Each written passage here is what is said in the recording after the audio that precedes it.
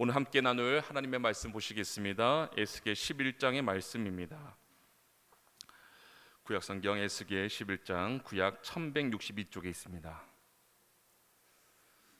에스겔 11장 한 절씩 교독할 텐데 제가 먼저 1절의 말씀을 읽겠습니다. 때에 주의 신이 나를 들어데리고 여호와의 전 동문 곧 동향한 문에 이르시기로 본즉 그 문에 25인이 있는데 내가 그 중에서 아술의 아들 야사냐와 분야의 아들 블랴다를 보았으니 그들은 백성의 방백이라. 그가 내게 이르시되 인자야 이 사람들은 불의를 품고 이 성중에서 악한 꾀를 베푸는 자니라. 그들의 말이 집 건축할 때가 가깝지 아니한즉 이 성읍은 가마가 되고 우리는 고기가 된다 하나니. 그러므로 인자야 너는 그들을 쳐서 예언하고 예언할지니라. 여호와의 신이 내게 임하여 가라사대 너는 말하기를 여호와의 말씀에 이스라엘 족속아 너희가 이렇게 말하였도다. 너희 마음에서 일어나는 것을 내가 다 아노라. 너희가 이 성읍에서 많이 사륙하여 그 시체로 거리에 채웠도다.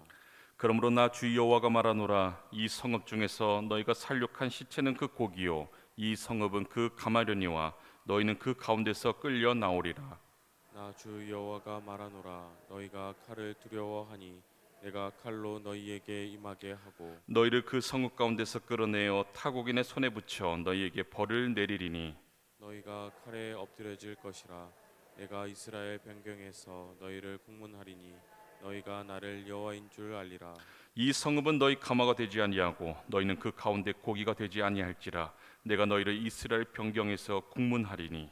너희가 나를 여호와인 줄 알리라. 너희가 내 율례를 행치 아니하며 규례를 지키지 아니하고 너희 사면에 있는 이방인의 규례대로 행하였으니라 하였다 하라. 이에 내가 예언할 때에 분야의 아들 블랴다가 죽기로 내가 엎드려 큰 소리로 부르짖어 가로되 오호라 주 여호와여 이스라엘의 남은 자를 다 멸절하고자 하시나이까 하니라.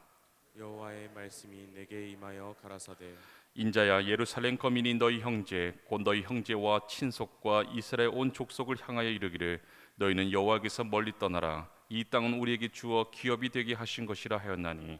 그런즉 너는 말하기를 주 여호와의 말씀에 내가 비록 그들을 멀리 이방인 가운데로 쫓고 열방에 흩었으나 그들이 이른 열방에서 내가 잠깐 그들에게 성소가 되리라 하셨다 하고 너는 또 말하기를 주 여호와의 말씀에 내가 너희를 만민 가운데서 모으며 너희를 흩은 열방 가운데서 모아내고 이스라엘 땅으로 너희에게 주리라 하셨다 하라. 그들이 그리로 가서 그 가운데 모든 미운 물건과 가증한 것을 제하여 버릴지라.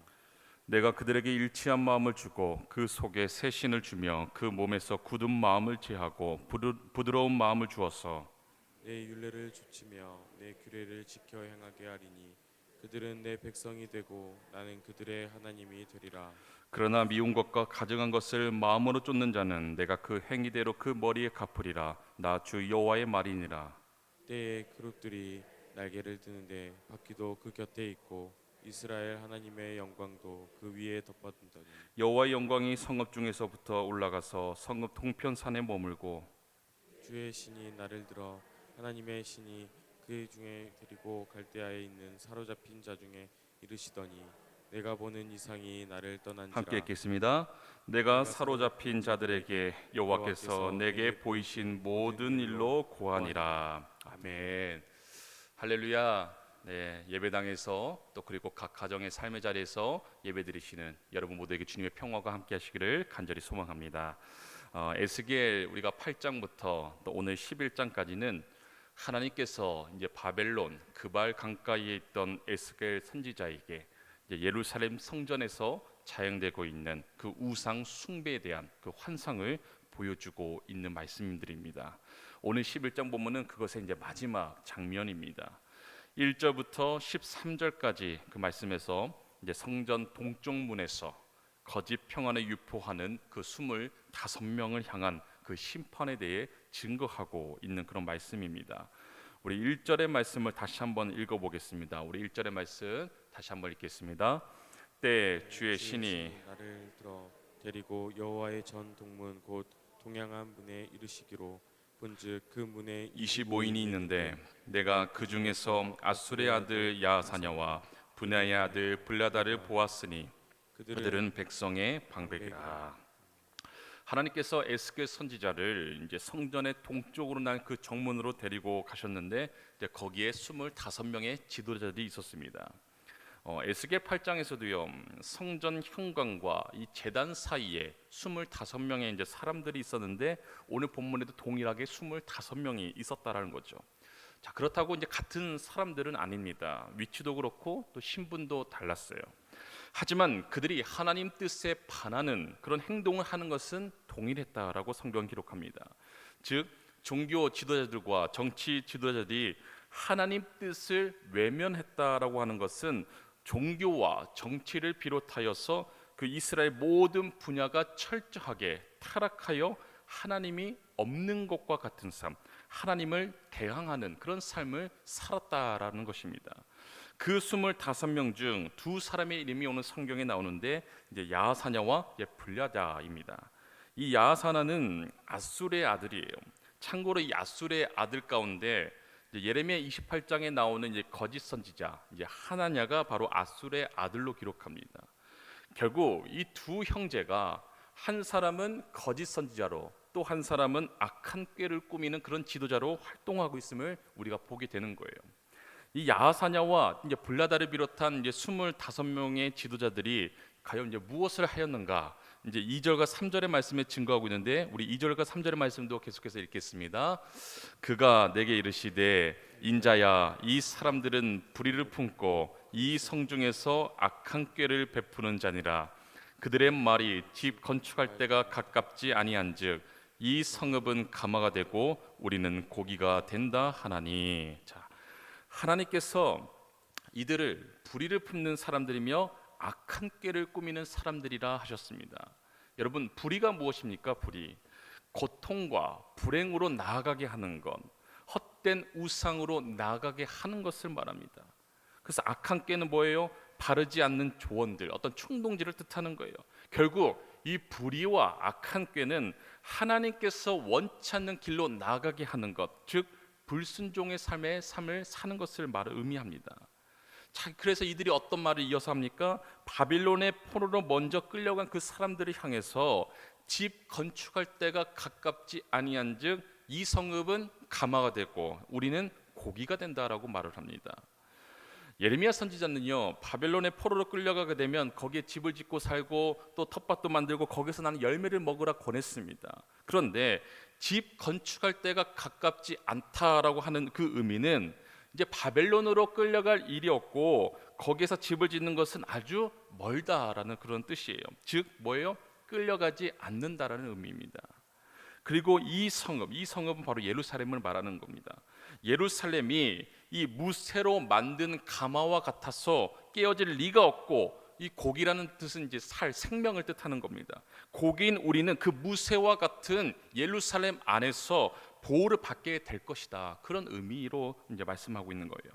즉 25명의 지도자들은 당시 이미 예루살렘이 2번이나 침략을 당해 다니엘, 에스겔을 비롯한 수많은 그 사람들이 끌려갔음에도 예루살렘은 이제 안전할 것이니 걱정하지 말라고 지금 거짓 증언을 하고 있는 겁니다. 이런 그들이 하나님을 신뢰하지 않는다라는 그런 증거이기도 해요. 이러한 그들의 고백이 잘못된 것임을 하나님께서는 이제 11절 말씀에서 그렇게 확증해 주시는데, 우리 11절의 말씀을 같이 한번 읽어보겠습니다. 우리 11절 말씀 같이 읽겠습니다. 이 성읍은 너희 가마가 되지 아니하고 너희는 그 가운데 고기가 되지 아니할지라. 내가 너희를 이스라엘 변경에서 국문하리니. 자, 즉 예루살렘이 그들의 보호처가 될 수 없다라는 그런 의미입니다. 말씀대로 살지 아니한 그들의 죄악 때문에 심판을 통해 주시려는 교훈은 결국 하나님의 하나님 되심을 인정하라라는 그런 말씀이에요. 심판에 대한 예언이 결국 어때요? 그 말씀 뒤에 나오면 이 블야다의 죽음으로 즉각 성취가 되었습니다. 사랑하는 여러분, 하나님은 우리가 죄를 깨닫고 회개하여 하나님께 다시 돌아오도록 하기 위해 심판하시는 분임을 우리가 기억해야 됩니다. 선하신 하나님은요, 때로는 공의의 하나님이시기도 해요. 하나님은 우리의 모든 죄악들을 강가지 않으시고 반드시 심판하십니다. 그럼에도 하나님이 사랑하는 자녀들을 징계하시고 또 어려움을 겪게 하시는 그 이유가 있는데, 그것이 뭡니까? 죄를 깨닫고 회개하게 해서 다시금 하나님을 섬기게 하기 위함이다라는 것입니다.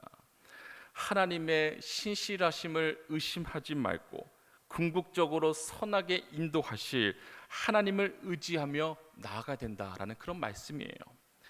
때론 우리는 어떻습니까? 넘어지고 또 실수할 수도 있어요.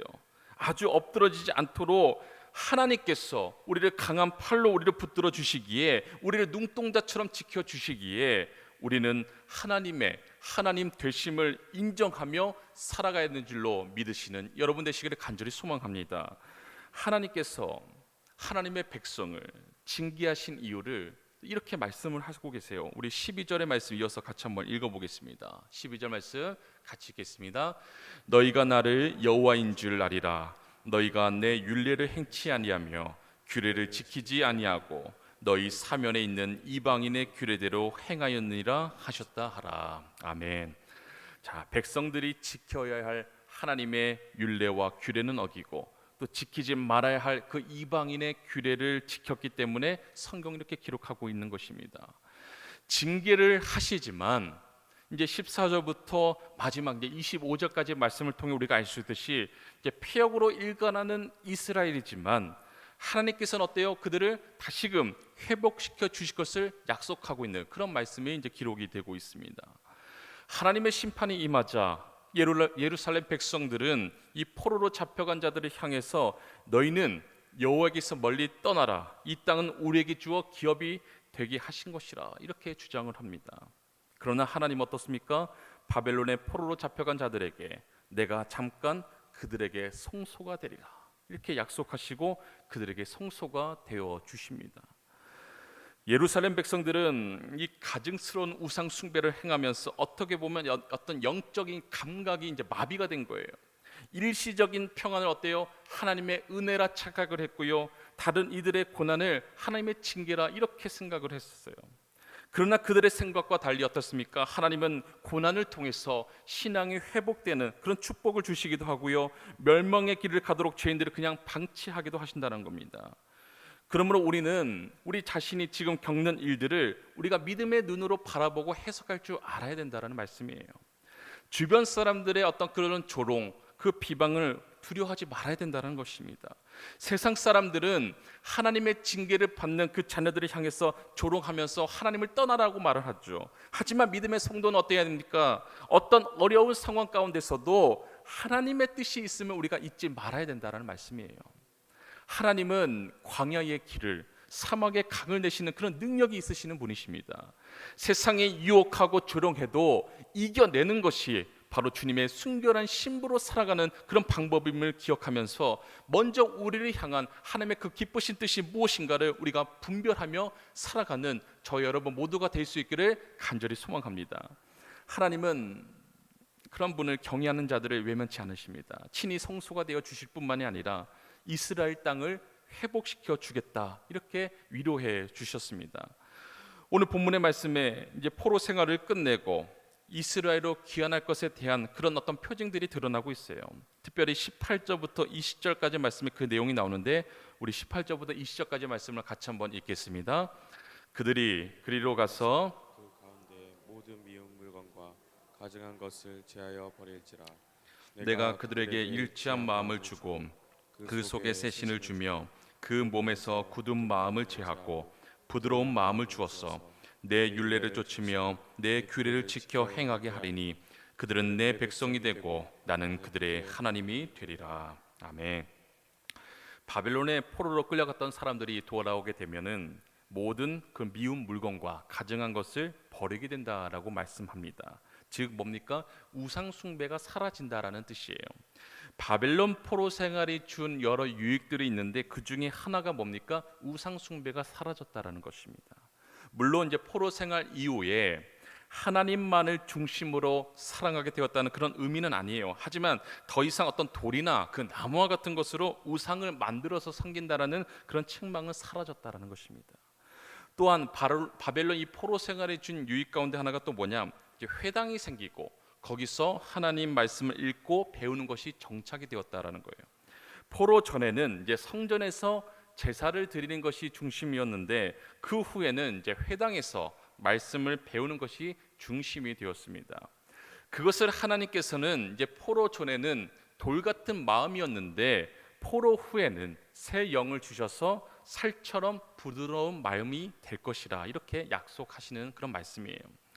자, 우리 마음이 얼마나 하나님께 가까이 있는가를 우리가 늘 살펴야 됨을 오늘 말씀을 통해서 우리가 깨닫게 되는 겁니다.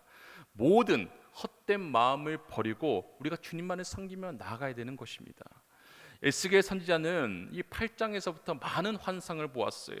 그것이 끝나자 하나님의 영은 에스겔 선지자를 이 갈대아 바벨론에 사로잡혀 있는 이 동족들에게로 인도하였습니다. 그리고 에스겔은 자신이 본 것을 그 사로잡힌 동족들에게 이제 다 말해 주었어요. 에스겔 선지자가 환상을 보고 있을 때는 그것이 끝나지 않았으면 좋겠다라고 생각했을 것입니다. 그러나 하나님의 영은 그를 현실로 인도하였어요.